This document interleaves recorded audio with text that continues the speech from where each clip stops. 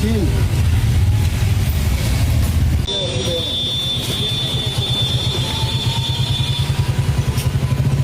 আসলো কোন কাছে?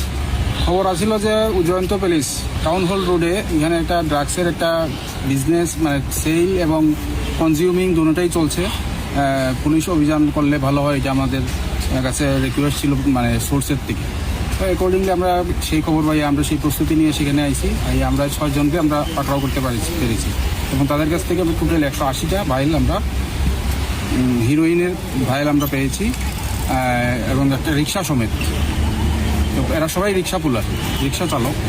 তো সেই অনুসারে আমরা আইনত যা ব্যবস্থা সেটা আমরা নিচ্ছি।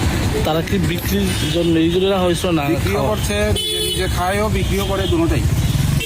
প্রাথমিক তদন্তে আর অন্য কোনো নাম টাম পাওয়া গেছে? এখন পর্যন্ত তাদেরকে জিজ্ঞাসাবাদে যেটা পাওয়া যায় সেই অনুসারে ব্যবস্থা নেওয়া হবে।